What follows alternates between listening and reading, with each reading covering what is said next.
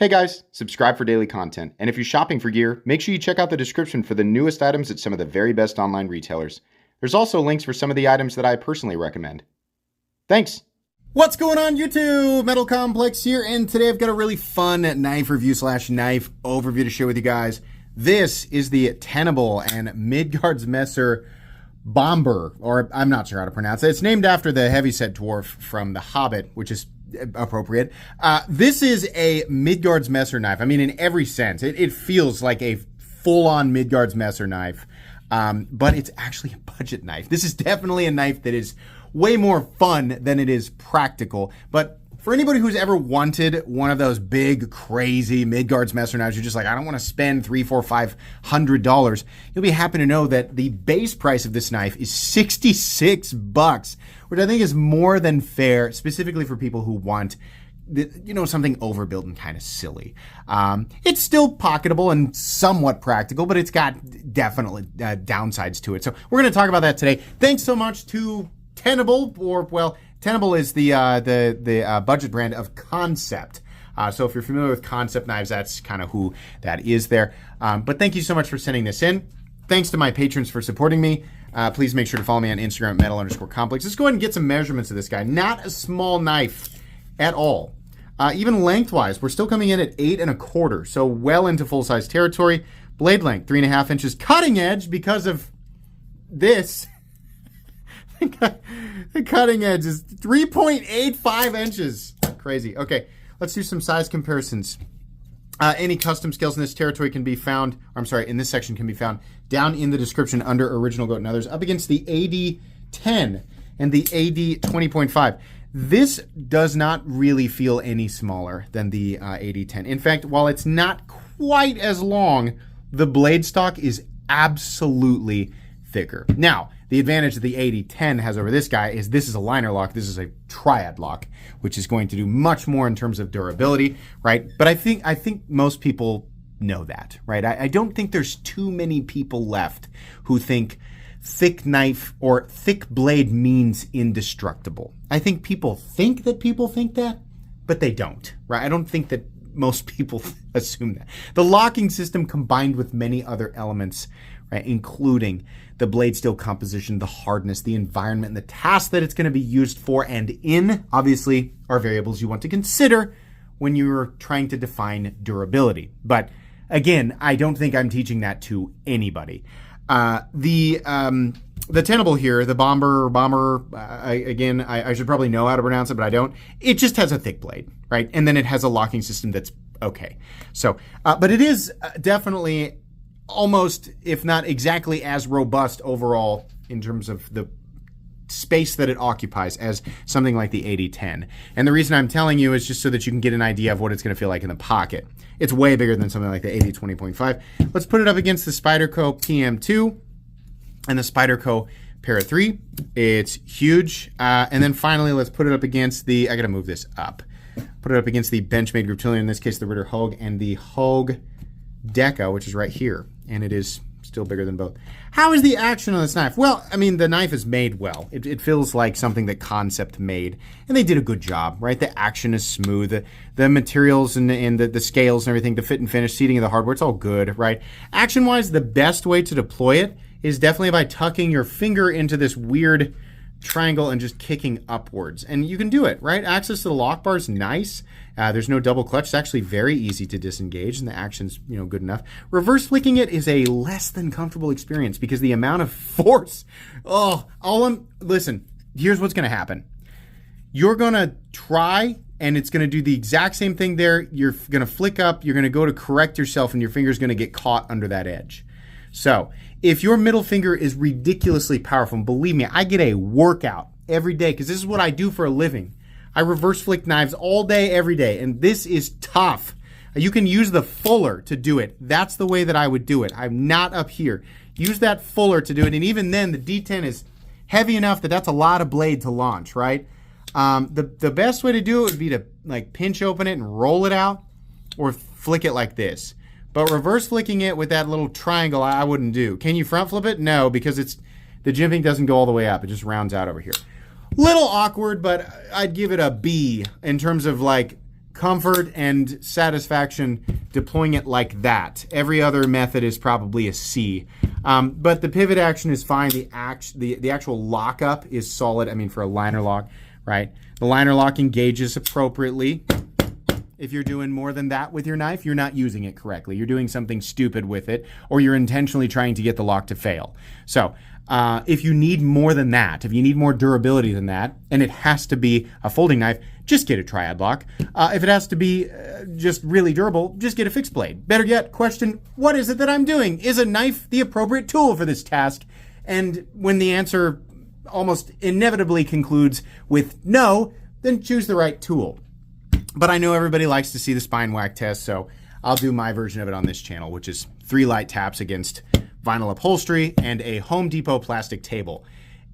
Anyways, but yeah, they did the geometry correct for a liner lock. Disengaging the lock, like I said, easy. Lockup definitely feels solid for a liner lock, all that. It's just the actual deployment has less than super satisfactory methods, I guess, to deploy it. That was I really stumbled through that sentence, didn't I? But anyways, let's go ahead and do carry profile thickness up against the Spyderco PM2, and actually we do thickness first. Oh boy, that's thick. Sorry, I bumped the camera there. Yeah, that's thick. It's thick. It's a true Midgards messer. It's not like, if you're not familiar with Midgards messer, it's not like they were like, whoops, we made a huge knife. Oh man, darn it. We're supposed to make thin knives. No, they know what they're doing. Everything that Midgards messer designs is intentionally overbuilt. They just like to make stuff like that. But it's thick. It's exactly what you'd expect. Lengthwise, about the same closed up as the PM2, way bigger than the Para 3, way taller than both, and way thicker than both. Let's go ahead and weigh it before I talk about how this actually feels to carry. Hint, not fun. But the weight on this guy with the blade steel being D2, I know, big bummer, right? D2, why not insert whatever? I don't know. You tell me what the appropriate blade steel would be for this, right? I think D2 is fine. They could have done 14C28N. They could have done Nitro B. They could have done N690. They could have done BG10, 154CM, right? 9CR18 MOV, OS10A, right? I know not everybody loves some of those steels, right? Probably ask a million people, get a million answers, especially if we're being reasonable and we have to keep it under $75 to keep it a budget knife, right? Because that's what we want to see with this type of build.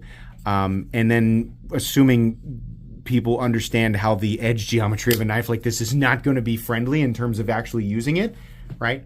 What's the right blade steel? That's my question to you. D2 is fine.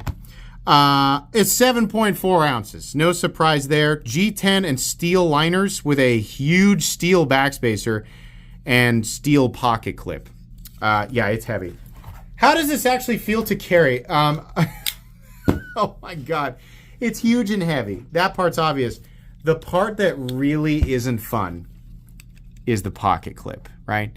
The pocket clip itself is cartoonishly long. It runs up the spine of the knife, making it really uncomfortable in this grip. And also, look at the depth of this texturing. And now look at that pocket clip. Look at the surface contact. It actually spans 3 of these frag squares in and out of the pocket. This is the biggest pocket destroyer I have ever handled. This grinds my pocket into powder every time I put it in and out of my pocket. That, for me, was a deal breaker. Now, for people who are jumping around and doing a lot of jumping all over the place and you're bumping into stuff and you're hardcore outdoor environment, right? Maybe you really want something that's going to pin to your pocket and not let go. That thing will do it. It is super grippy. Most people don't like that, though. I really wish, especially considering you can't flip this over, right? It's not a symmetrical pocket clip. It didn't come with an extra clip. It looks like it could probably mount on both sides, but as far as I know, this is only for right-handed people. So if that's the case, unless they generally offer another clip, which is sometimes the case with like Demco knives, it's just curved the other way to accommodate for lefties. If you only have a right-handed version of this, why didn't you put a bald spot underneath the clip? It's crazy. It is so, oh my gosh, this texturing is super aggressive. super grabby. So yeah, that might be a deal breaker for some people. It's really not fun to put into the pocket or pull out. Let's go ahead and get my tools out for a hardware check. I'm going to get out, I'm sorry, that's redundant. My tools are very inexpensive and very recommendable. You can find them right down in the section of my description that talks about the tools I use in this channel. We have a T10 for the pivot, and unfortunately, I believe those are all T8 screws for the body there. So let's see. There we go. We got a T8 for the what is probably the stop pin. Yeah, don't know why we had to have screws for that. You just let that sit in place, but okay. And then T8 back here. That's fine. This will be a really easy knife to take apart and put back together. A couple extra screws, but no big deal. As long as you have the right tools for the job, you should be good to go. How's the actual blade stock thickness? I don't think it's a 1/4 inch. It's at least 1/5 of an inch. Yeah. 196 thousandths. So that is the same thickness as an XM24. Not quite as thick as some of the full-size Messer knives, Midgards Messer knives, but definitely thick. Like, this is definitely a thick blade. Okay, meat and potatoes time. Aesthetically, this absolutely does capture the Midgards Messer look. I mean, with the fuller and the heavy flat and the big, robust tip and all of that, especially with like the frag pattern, yeah, it definitely has that folding gardening tool look. Very, is it like, it's like the idea of like what Vikings look like and the weapons they carry. Like historically, most people don't have any idea because we look to like movies and TV shows. This is more of like the modern contemporary image of a Viking, right? They're like, they're all like 6'6" to 7 feet tall, and they're like blonde, and they're like hyper muscular, and they're carrying these like oversized weapons. When in reality, Vikings don't look like that. And while they're like their tools and their weaponry certainly did look different, like we have exaggerated that. Like modern people have exaggerated that. And this is that look. I'm not saying that's bad because it's a cool look, like, right? I mean, like up until I was in my 20s, I was like, yeah, that's what Vikings look like. They're like big, like super burly, like everything is oversized, right? I mean, I'm sure like there was once a Viking that kind of looked similar to how we perceive them, but the look that we have imagined for them, for their weapons, their bodies, their tools, the look that we have imagined is very cool. It definitely, right? And this sort of fits that. So I'm sure somebody's going to give me a history lesson on why I'm not exactly right. Whatever. It definitely has that kind of imagined Viking weapon look, and that's cool. It would be comfortable if the texturing was not so aggressive and the pocket clip was not shaped like this. This is so wrong for a shape for a pocket clip, but it does complete the look. Aesthetically, it does look cool, right? It has that. It's got that look. We got the nice tumbled blade. We have unbelievably thick cutting geometry. That'll still slice, right? The factory edge is still sharp. So it'll slice. It's just not gonna be, the most. Every time I cut paper, people ignore what I'm saying, and they focus on the fact, or some people focus on the fact that cutting paper doesn't prove anything. I realize that. The part that people close their ears to is when I say the geometry of the blade will determine the experience you have while cutting alongside the material that you are cutting, assuming that the actual edge is sharp, which is a sharp, ultra thick cutting apex will yield a dramatically different experience than the same the same company sharpening an edge with a geometry of a blade that's much, much thinner, because you don't have to push so much material through whatever it is that you're cutting, right? But the factory edge is sharp. They sharpened it correctly. It's just a really thick wedge. Not likely you're going to break the tip, I think you'll probably damage the lock before you damage the tip. Yeah, it's, again, the idea here was that they were trying to accomplish a specific look and still make it kind of somewhat utilitarian, but not a total emphasis on, it being a super utilitarian object. Got that little swedge right there. Got that heavy, aggressive fuller. It's really cool. Like the blade looks really cool. It's got the Midgards Messer logo.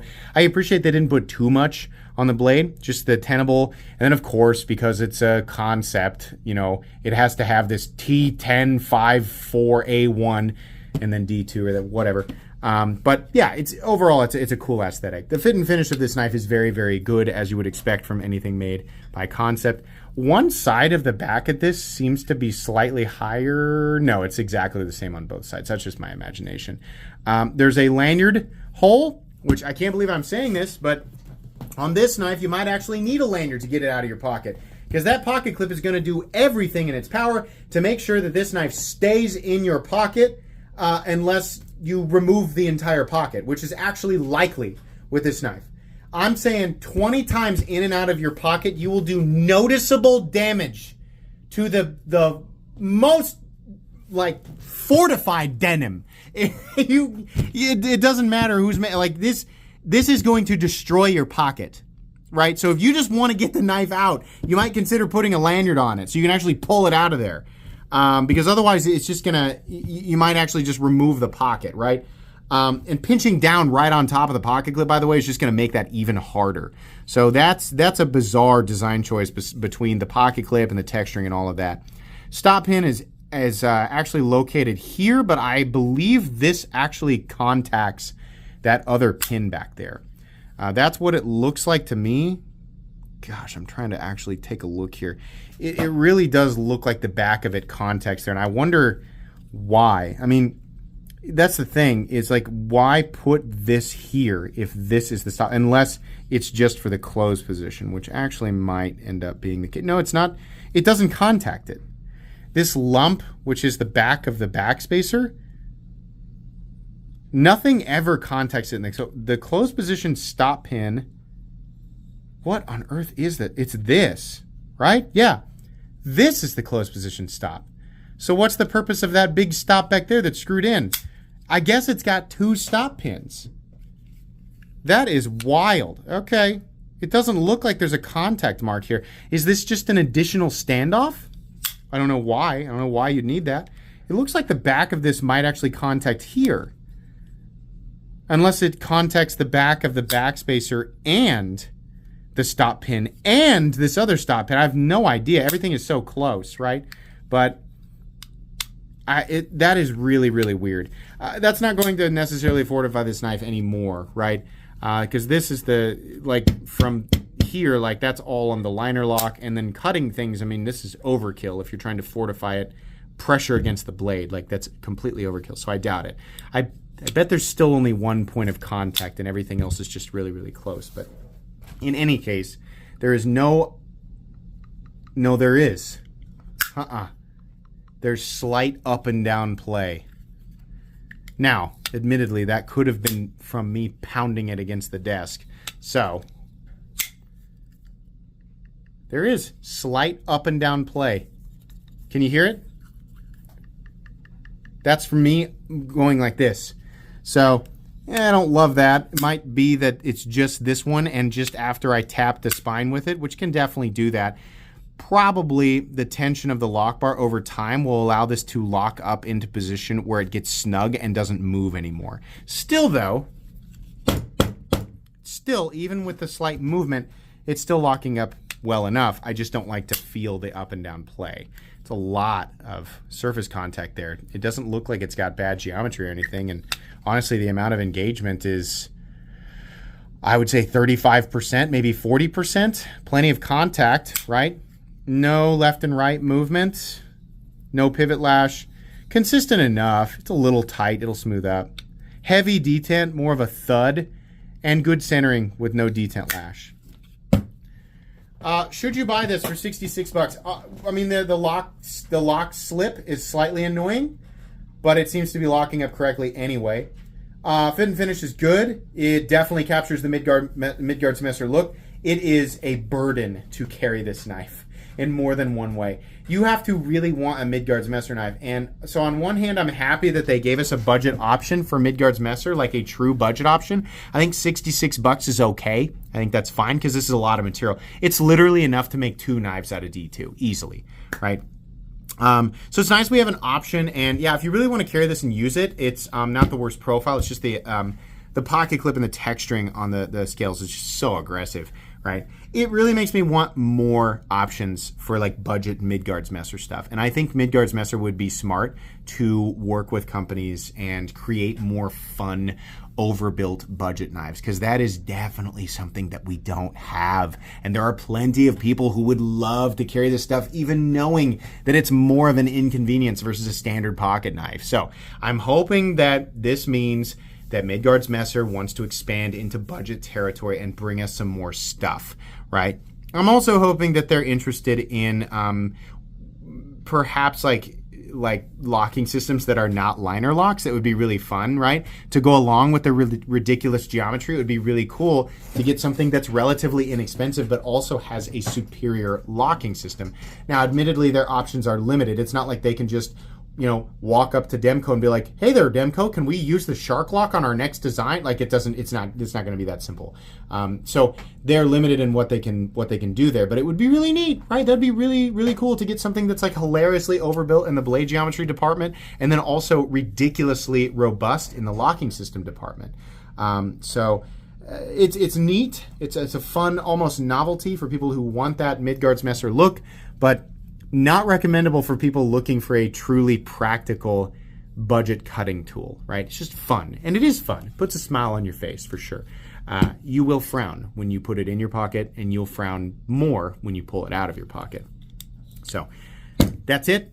I'll link this knife down in the description. Please make sure to follow me on Instagram at metal_complex. If you enjoyed this video, leave a like. If you'd like to check out my other content, I do, of course, have lots of videos of knives that are either expensive or inexpensive that I do or don't like, so check those out. And if you enjoy all my content, go ahead and click on that Metal Complex logo right there and subscribe, because there's definitely more coming. Thanks again for watching, everybody, and have a great day.